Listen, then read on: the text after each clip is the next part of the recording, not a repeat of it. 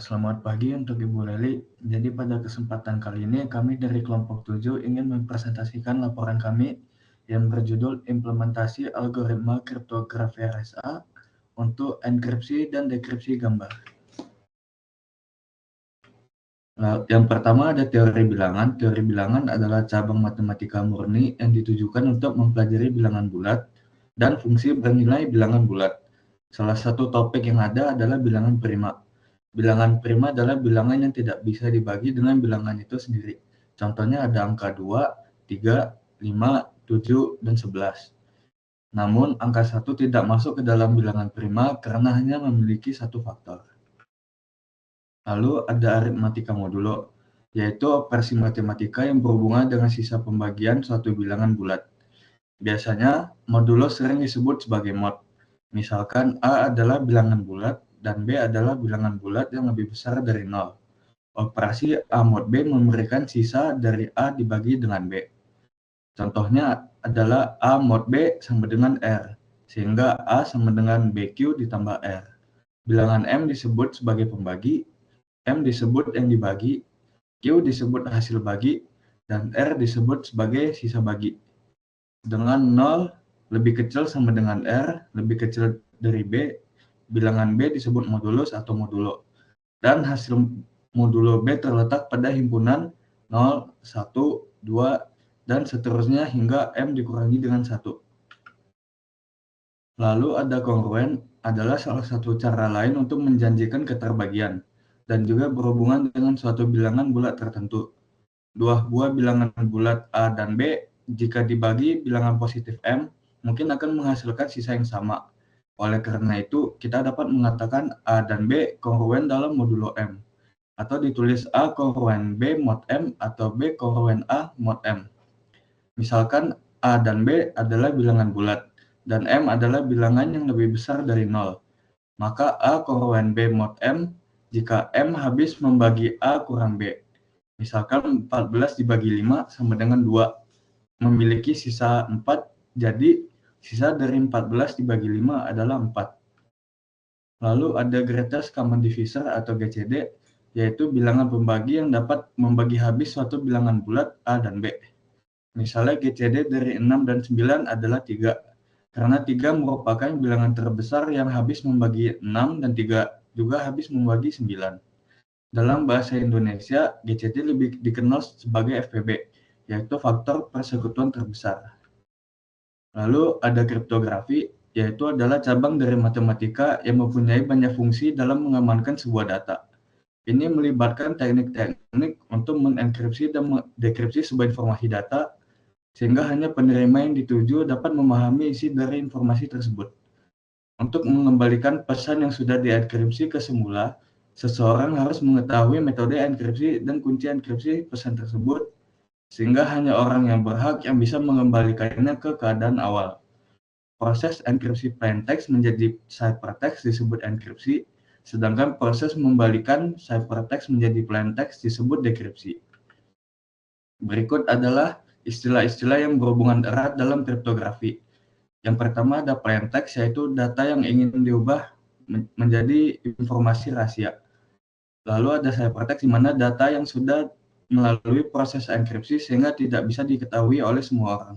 Lalu enkripsi adalah proses mengubah plaintext menjadi ciphertext. Lalu dekripsi adalah proses mengubah ciphertext menjadi plaintext.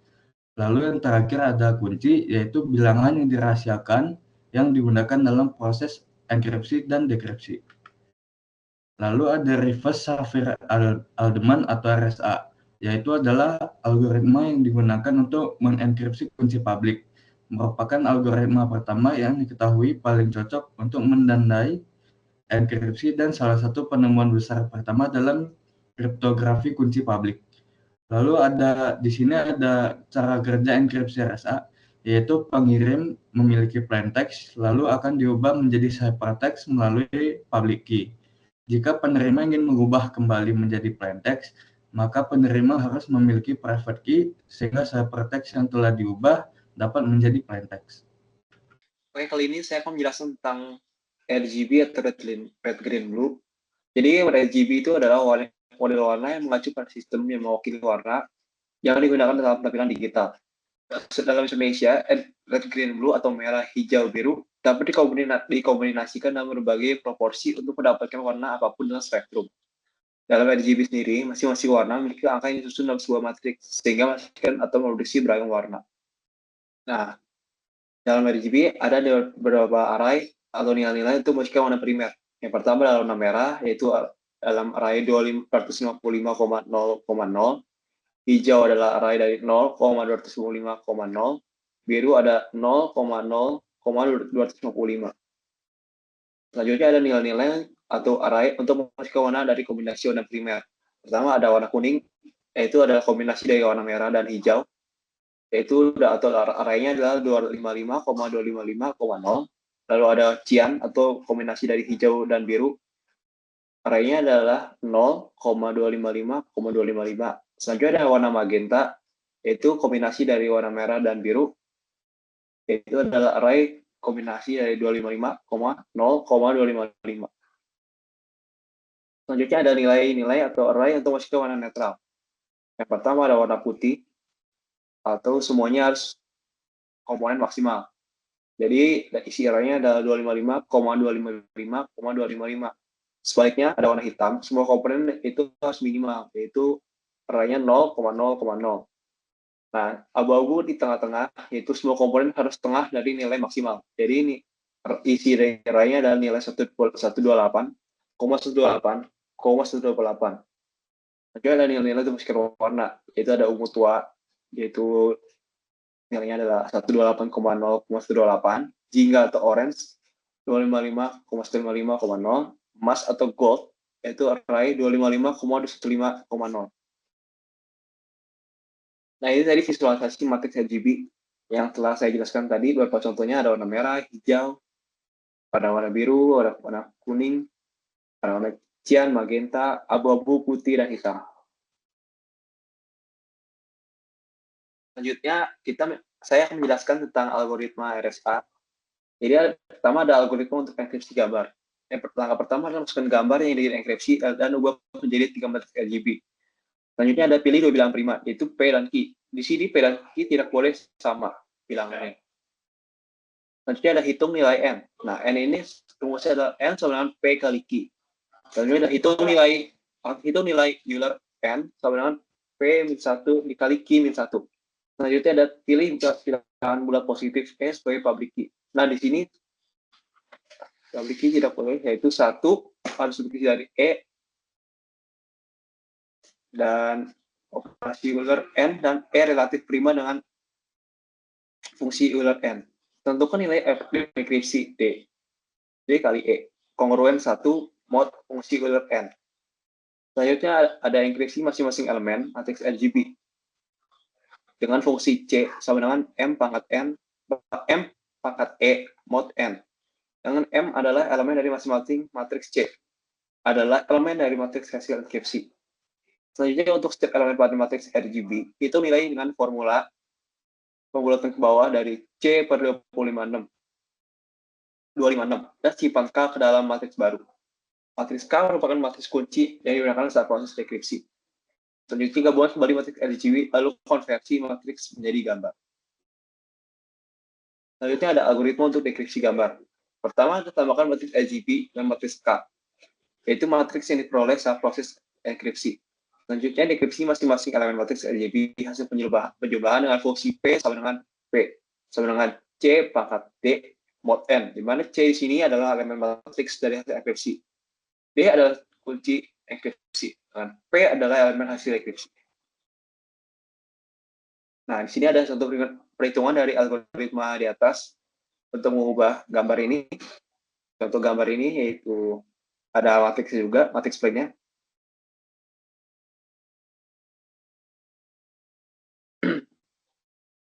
Perhitungannya ada di sini. Pilih 2 bilangan prima yang seperti tadi saya jelaskan, yaitu P dan Q.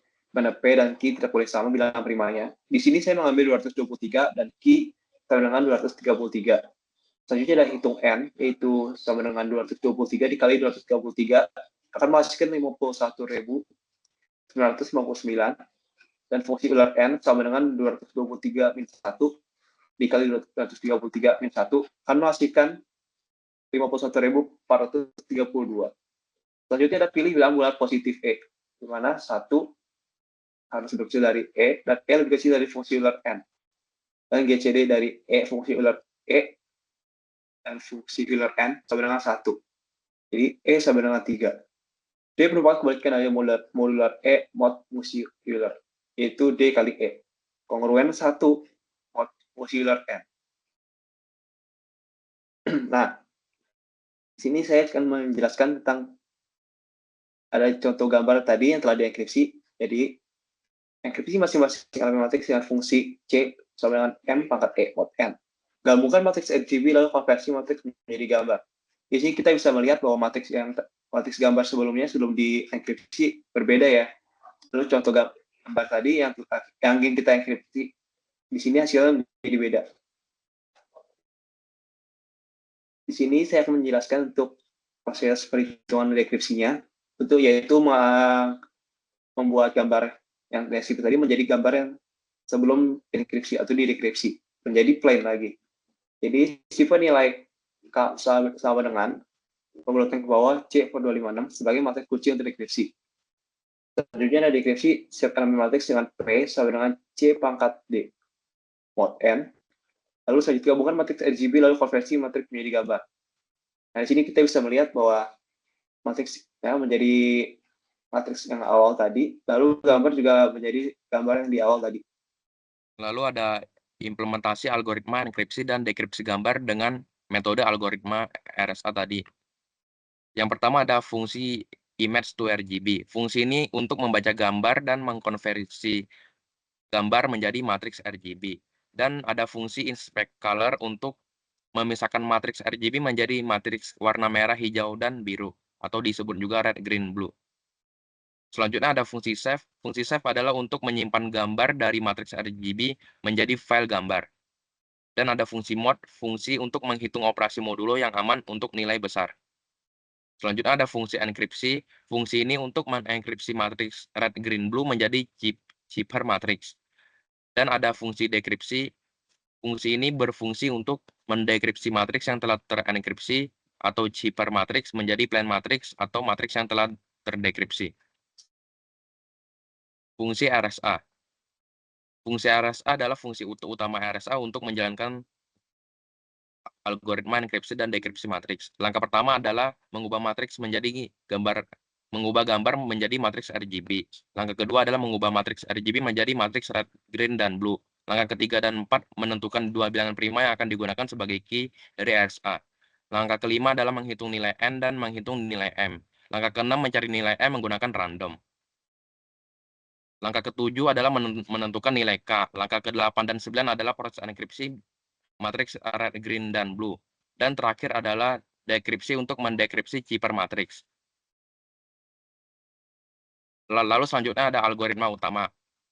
Algoritma utama yang pertama adalah membaca file path dari suatu gambar dengan satu folder yang sama dan menggunakan fungsi utama RSA dan menampilkan cipher atau gambar yang telah terenkripsi dan plain gambar atau gambar yang telah didekripsi. Lalu selanjutnya ada hasil implementasi algoritma. Eksperimen pertama adalah gambar di kiri adalah gambar yang ingin dekripsi, gambar kedua adalah gambar yang telah dienkripsi. Lalu selanjutnya ada gambar yang telah didekripsi dari gambar yang telah dienkripsi tadi. Eksperimen kedua adalah gambar pertama adalah gambar yang ingin dienkripsi atau gambar asli, gambar kedua adalah gambar yang telah dienkripsi, dan selanjutnya ada gambar yang telah didekripsi dari gambar yang enkripsi tadi. Baik, pada kesimpulan, berdasarkan implementasi algoritma RSA, gambar dapat dienkripsi dan didekripsi. Gambar dapat berhasil dienkripsi dan dekripsi dengan penggunaan bilangan prima untuk public key dan private key, serta operasi modulo. Saran dari implementasi algoritma ini adalah penggunaan bilangan prima yang lebih besar dan menggunakan perangkat keras dengan spesifikasi lebih tinggi. Baik, sekian presentasi dari kelompok kami. Jika ada kesalahan kata, kami meminta maaf. Terima kasih.